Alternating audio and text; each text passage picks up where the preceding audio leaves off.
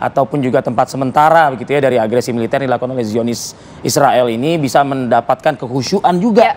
Nah, tapi bukannya kehusyuan yang didapatkan, tapi semakin terus kekhawatiran dan ketakutan yang dialami oleh para saudara-saudara kita. Baik, kita juga akan langsung berbincang dengan narasumber yang sudah hadir di studio. Ada Mas Hasibullah Satrawi, pengamat Timur Tengah. Assalamualaikum. Assalamualaikum, selamat pagi. Waalaikumsalam, Mas Arif dan Mbak Rati. Alhamdulillah sehat. Kita juga masih sedih ya melihat bagaimana kondisi Gaza Palestina. Nampaknya sudah berbulan-bulan tidak ada titik terang untuk adanya gencatan senjata atau menghentikan agresi militer Israel. Bahkan baru-baru ini kita mendengar pernyataan dari Netanyahu yang juga akan menyerang kota Rafah atau perbatasan Rafah yang menjadi ini tempat shelter terbanyak yang ada di Gaza Palestina saat ini. Boleh diupdate dulu Mas bagaimana kondisi di sana? Apakah sudah ada juga peluang nantinya gencatan senjata dapat dilakukan? Iya. Saya terus terang di hari yang 143 dan bulan kelima dari serangan yang terjadi sejak 7 Oktober 2023 melihat persoalan Palestina dan Israel sekarang ini bukan persoalan main-main menurut saya. Ini betul-betul titik krusial apakah kita akan menjadi komunitas internasional yang penuh dengan kekerasan atau justru perdamaian. Jadi betul-betul ini menjadi sebuah panggilan global. Karena pilihannya apa, kita akan memilih kehidupan yang terus perang seperti dilakukan oleh Netanyahu, atau kita ingin memberikan fajar baru bagi kehidupan dunia yang lebih optimis, yang lebih dialogis, yang lebih ramah bagi segala macam mereka yang berbeda-beda.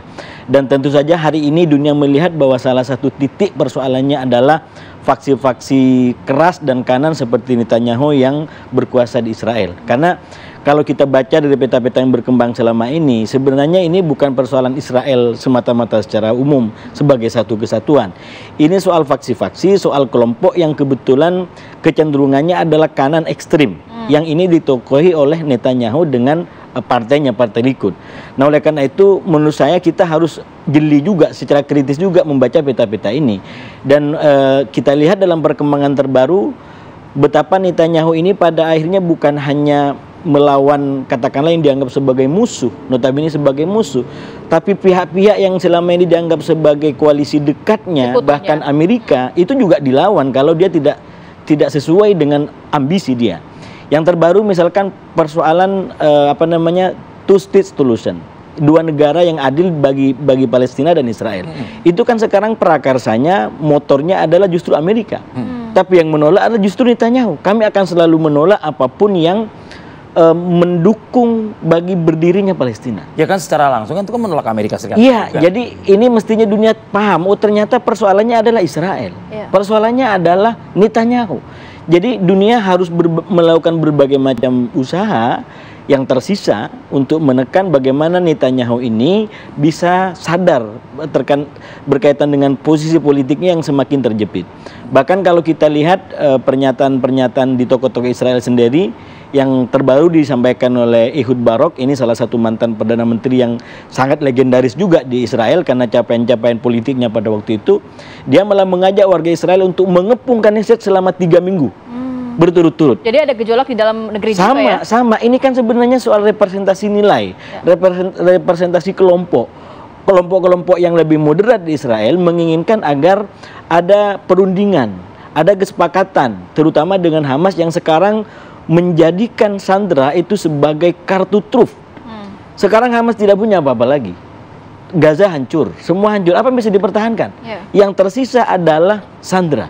Jadi inilah yang membuat kenapa upaya untuk gencatan senjata dalam beberapa bulan terakhir alot sekali gitu.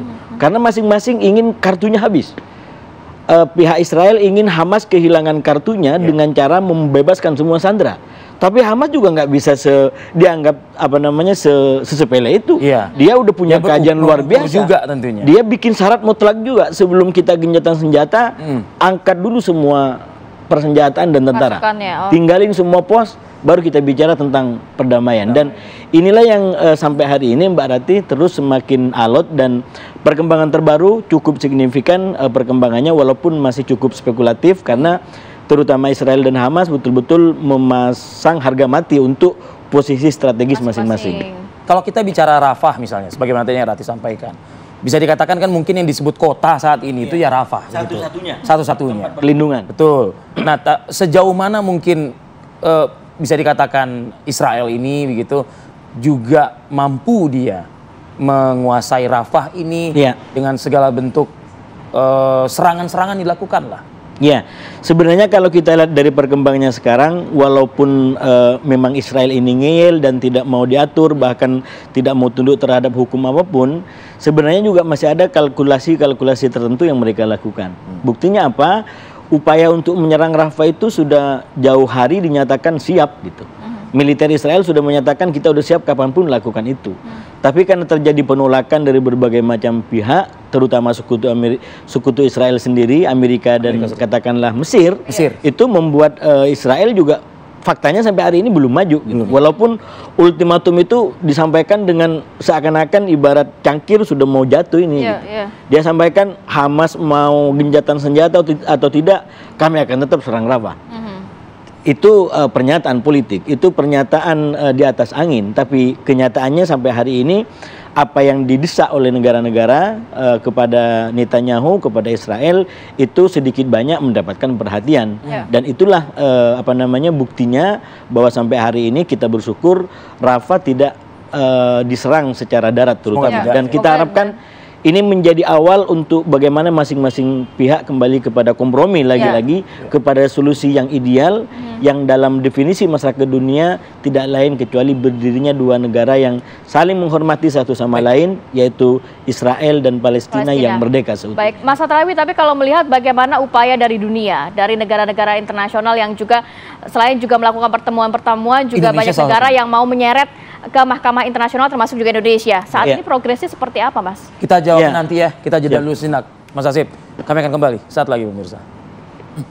Kita langsung ke Mas Satrawi. Mas Satrawi, kalau melihat Indonesia juga sudah berupaya sangat keras begitu ya, termasuk yang terbaru adalah Ibu Menlu yang juga hadir dalam Mahkamah Internasional dan juga memberikan statementnya. Sejauh ini upaya yang dilakukan baik oleh Indonesia dan juga negara-negara lain, sudahkah ada mungkin peluang nantinya ke depannya? Ya, kita lihat apa yang terjadi di lapangan hari ini menunjukkan bahwa upaya-upaya yang dilakukan oleh masyarakat internasional itu mengalami dampak yang positif, walaupun mungkin sangat terbatas. Tapi kita selalu mengapresiasi apapun upaya yang dilakukan oleh komunitas manapun dalam rangka mewujudkan perdamaian di bumi Palestina berdampingan dengan Israel ini. Karena sebagaimana kita lihat, ini dampaknya nggak main-main, akan mewariskan kepada generasi-generasi selanjutnya.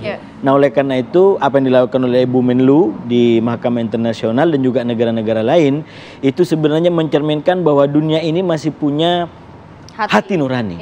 Dunia ini masih punya nilai yang selama ini kita pegang bersama-sama, yaitu bahwa penjajahan di muka bumi harus dihapuskan, dan apa yang dilakukan Israel hari ini tidak bisa diterima berdasarkan rasionalitas global kemanusiaan yang menjadi pegangan kita semua. Nah, oleh karena itu kita harapkan nanti dari Mahkamah Internasional, walaupun sekali lagi mungkin tidak menggunakan diksi yang maksimal, tapi minimal ada hal yang bisa digunakan untuk bagaimana Israel ini bisa semakin menyadari tentang apa kesalahan-kesalahan yang dilakukan.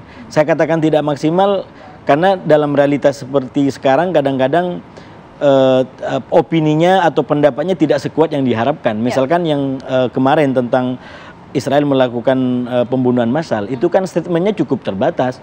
Bayangkan putusan pengadilan meminta Israel, bukan memutus gitu, meminta Israel agar tidak melakukan genosida.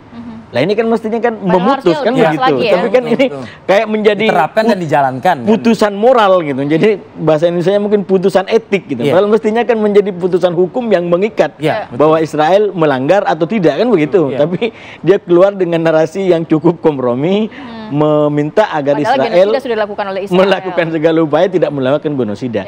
Tapi itulah realitas politik global di mana walaupun kita nggak suka sama Israel, ada beberapa negara yang selama ini juga mendukung Israel. Nah, oleh karena itu ini namanya kontestasi di tingkat global, bagaimana pada akhirnya dunia mestinya bisa membuktikan kepada dirinya sendiri bahwa kita berada di dalam satu nilai yang kita anggap nilai-nilai luhur tadi.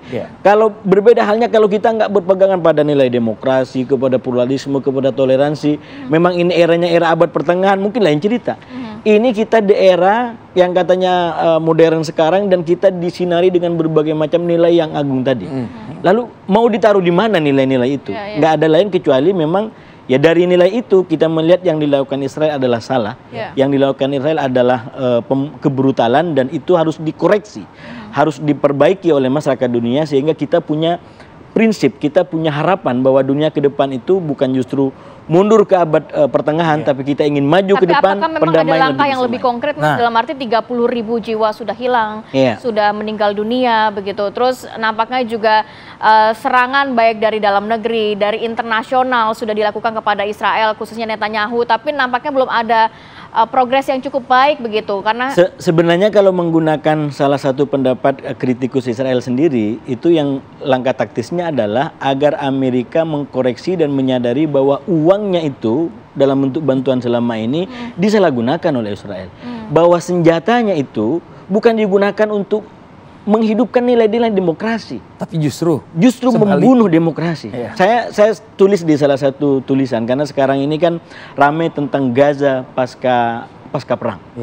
Itu skenario-nya banyak. Kalau versi Israel ini Palestina mau dibikin lumpuh tetap. Kalau Amerika ingin agar ini win-win solution, agar tetap ada negara Palestina. Kalau Arab mungkin yang penting biar perangnya nggak menyebar. Saya bilang poin keempat ini yang nggak ditanyakan. Apa itu? Yaitu Gaza bagi warga Gaza sendiri, Palestina bagi warga Gaza sendiri, atau Hamas bagi warga sendiri. Kan ini demokrasi. Kenapa ini nggak ditanyakan? Kenapa ini nggak dijadikan sebagai nilai dasar? Kan kita ingin membangun demokrasi, bahwa ini kita kembalikan kedaulatan kepada rakyat. Jadi marilah kita dukung Palestina ini untuk menjadi sebagaimana nilai-nilai kita selama ini. Dia menjadi sebuah negara yang berdaulat, negara yang merdeka, ada demokrasi di situ. Dan sekali lagi itulah nilai-nilai keadaban dan peradaban modern. Tanpa itu saya merasa nggak punya bijakan untuk bisa bicara. Pijakan kita adalah nilai-nilai itu. Baik, Mas Hasibul Satrawi, terima kasih atas analisa Anda juga, pandangan Anda juga, begitu ya. Kita harapkan ini menjelang bulan suci Ramadan ini perdamaian itu benar-benar tercipta gitu, agar kita kehusyuan umat Muslim, khususnya saudara-saudara kita yang ada di Palestina ini juga bisa melaksanakan ibadah tersebut.